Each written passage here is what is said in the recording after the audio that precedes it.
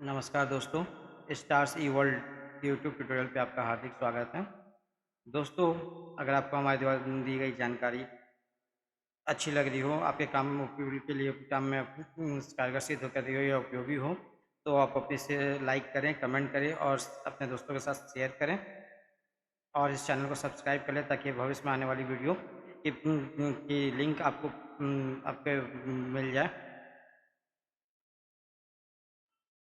आइए दोस्तों, अब हम आज उस टॉपिक पे बात करने जा रहे हैं। अब झूठी लुटेरी पत्नी व ससुराल वालों को होगी जेल, पार्ट 3। इस सेक्शन में हम लोग बात करेंगे साजिश रच समूह में गुनाह करने पर सबको समान सजा। जी हाँ दोस्तों, जो टॉपिक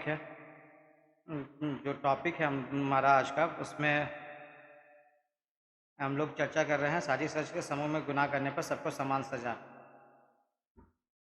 तो इसमें क्या होता है कि जब पहले हम आईपीसी सेक्शंस पे पढ़ लेते हैं।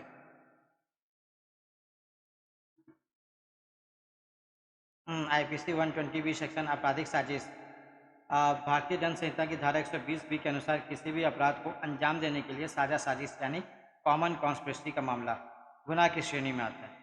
यानी कोई भी घटना को अंजाम देने के लिए जब कोई व्यक्तियों का समूह, एक से अधिक व्यक्तियों का समूह उसमें साजिश को रचता है, तो वो सेक्शंस आपराधिक श्रेणी के अंतर्गत 120 बी आईपीसी में आता है। ऐसे मामलों में भारतीय दंड संहिता यानी आईपीसी की धारा 120 ए और 120 बी का प्रावधान है। जिस भी मामले में आरोपियों की संख्या एक से ज़्यादा होती है तो पुलिस की एफआईआर में आमतौर पर धारा 120 ए का जिक्र जरूर होता है। यह जरूरी नहीं कि आरोपी खुद अपराध को अंजाम दे, किसी साजिश में शामिल होना भी कानून की निगाह में गुनाह है।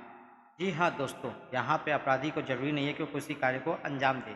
वो अगर साजिश का हिस्सा है, वो किसी भी तरीके से, चाहे वो अपराध करने वाले लोगों को मोटिवेट कर रहा हो, उनको अगर वो पकड़े जाते हैं या बयानबाजी करते हैं अपने जगहों पे, तो उनको बयान को मॉडरेट कर रहा हो, कि चाहे फ़ोन के माध्यम से कहीं से भी वो उसको मॉडरेट कर रहा हो, उसका ज़रूरी नहीं है वो मौके वारदात की जगह पे होना भी ज़रूरी नहीं है। और उसको ये कर रहा है कि अब ये बयान दो, अब वो बयान दो, ऐसे मत बोलो, वैसे बोलो, इस तरीके से उसको गाइड कर रहा है, यानी वो उस साजिश का हिस्सा है जो उस व्यक्ति ने साजिश किया है। और चूँकि ये 1970s का समय नहीं है, ये 2020, 21, 22 का समय है, ठीक है। तो यहाँ पे टेक्नोलॉजी युग है और उनकी जो चालाकियाँ हैं वो सबके सामने आ जाती हैं और पुलिस इसको जांच कर पता भी लगा सकती है। बहुत ही ये में है।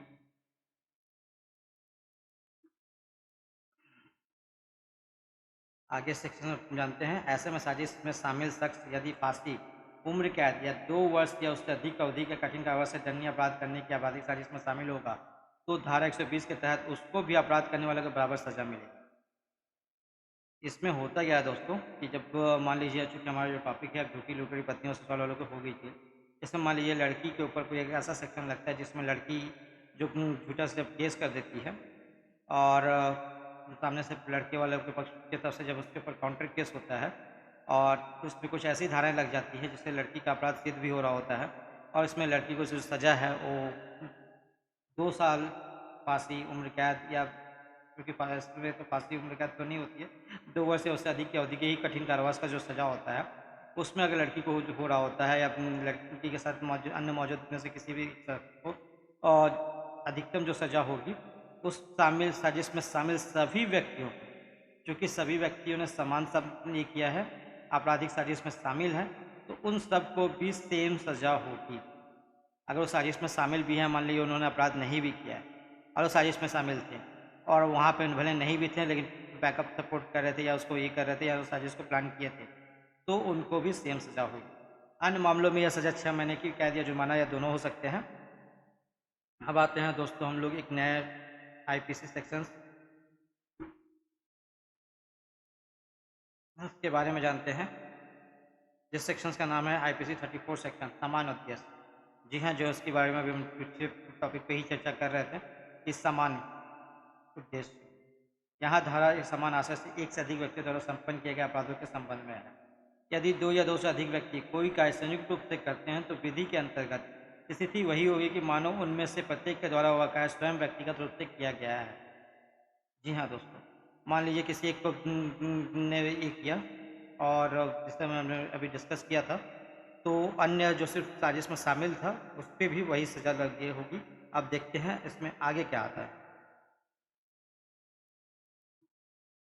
उदाहरण के तौर पर आईपीसी 34 सेक्शन में का जो उद्देश्य है समान उद्देश्य है। उदाहरण के तौर पे एक एग्जांपल लेते हैं जिसमें 4 व्यक्ति मिलकर किसी को चोट पहुंचाना चाहते हैं और इसके लिए वे अपने स्थान से रवाना होकर वहां पहुंचते हैं जहां वो व्यक्ति मौजूद है। जैसे ही वो व्यक्ति दिखाई पड़ता है, उन चारों में एक व्यक्ति लाठी से उसके सिर पर हमला करता है। अब वह व्यक्ति लाठी को सिर पर पड़ने से बचाने के लिए हाथ पर झेल लेता है और 4 व्यक्तियों को सामने देखकर चिल्लाते हुए भाग जाता है। जब तक हमलावर उसे पकड़ पाए, आसपास के लोग इकट्ठे हो जाते हैं, जिन्हें देखकर चारों हमलावर भाग लेते हैं। तो यहाँ पे जो चोटिल व्यक्ति को जो चोट पहुँचाने का कार्य एक व्यक्ति ने ही किया, इस कारण केवल उसी ने धारा 323 आईपीसी का अपराध किया है। लेकिन अन्य 3 व्यक्ति उस व्यक्ति को चोट पहुँचाने के उद्देश्य से साथ थे, इस कारण वे तीनों भी लाठी से हमला करने वालों के समान ही अपराधी हैं, क्योंकि उनका समान आशय एक ही था। उन पर जब अभियोग चलाया जाएगा तो धारा 323 के साथ धारा 34 भी आरोपित की जाएगी। यदि उस अभियोग में सभी को दंडित किया गया तो सभी को उसी व्यक्ति का समान दंड मिलेगा, जैसा कि लाठी से हमला करने वाले व्यक्ति को दंडित किया जाएगा। जी हाँ दोस्तों, अब इसे अपने टॉपिक के साथ जोड़ते हैं। कैसे? अब झूठी लूटी पत्नी और ससुराल वालों को होगी जेल वाला जो हमारा टॉपिक है, इसमें मान लीजिए लड़की और लड़के परिवार ने एक फॉल्स केस किया, जिसके तहत में लड़के के परिवार पक्ष ने काउंटर केस पुलिस स्टेशन में, थाने में एफआईआर के माध्यम से या कोर्ट में, न्यायालय में आईपीसी 156(3) के अंतर्गत या 200 के अंतर्गत कंप्लेंट केस के अंतर्गत दर्ज कराया। तो वहाँ पे क्या होगा कि जिन जिन सेक्शन पे धारा लगी, मान लीजिए 323 का जो एग्जाम्पल ले लेते हैं, 323 की धारा लगी मारपीट का ही। तो लड़की उनके पक्ष के परिवार वालों ने मारपीट किया किसी एक दो व्यक्ति ने, बट वहाँ पे मौजूदा सभी व्यक्ति वहाँ मौजूद थे जो थे, उन सब के ऊपर सेम सज़ा होगी जो 323 में जिन व्यक्तियों ने मारपीट किया, और उन सबको 323 में जो सज़ा है वो 2 साल 3 साल का सज़ा है। ठीक है, लेकिन मान लीजिए इसमें से कोई ऐसा सेक्शन भी हो सकता है, जैसे हम लोगों ने पिछला सेक्शन में पढ़ा था, दहेज देने का एक जुर्म था जिसमें 5 साल की सज़ा है। तो दहेज देने का मैटर था। इसके सेकेंड चैप्टर में हम लोगों ने पढ़ा था एक्सटॉर्शन का 7 साल की सज़ा है। ठीक है, तो अब यहाँ पे जो सज़ा है, अब क्योंकि परिवार का सब तो समूह में केस किए हैं, अब समूह तो सबका वही है, सबका समान उद्देश्य था और साथ ही साजिश भी उन लोगों ने किया है, तो समान उद्देश्य है, साजिश में हिस्सेदारी है, तो उन सबको भी जो सज़ा होगी 7 साल की होगी। यानी अब बच नहीं सकता कोई भी मुजरिम कानून से। ठीक है, तो कानून को सीखिए, कानून को पढ़िए, कानून की जानकारियाँ लीजिए और अपने केस, झूठे केसों में इसका प्रयोग कर अपने अपने परिवार का बचाव करें। ठीक है, लड़की के पक्ष में बहुत सारे कानून हैं, लेकिन ऐसा नहीं है कि अन्य कानून उस लड़की के परिवार वालों ने जो कानून तोड़ रहे हैं उनके लिए नहीं है। इसके मामले में अभी हम लोग पिछले टॉपिक में जब दहेज लेना अपराध लेके आए थे, तब हम लोगों ने एक न्यूज़ पढ़ा था जिसमें दहेज देना अपराध है तो दहेज लेना भी अपराध, लेना अपराध है तो देना भी है। कोर्ट ने दिए थे वधु पक्ष के खिलाफ केस दर्ज करने के आदेश। दैनिक भास्कर का मसला था ये, और इसमें 5 साल पुराना मसला था। इसमें हम लोगों ने देखा था कि लड़की पक्ष के ऊपर डीपी सेक्शन 3 के अंतर्गत केस दर्ज हुआ था, उसके ऊपर 120(b) में भी केस दर्ज हुआ था और एक्सटॉर्शन 385 में भी केस दर्ज हुआ। आइए देखते हैं हम लोग इसको फिर से पुनः एक बार फिर।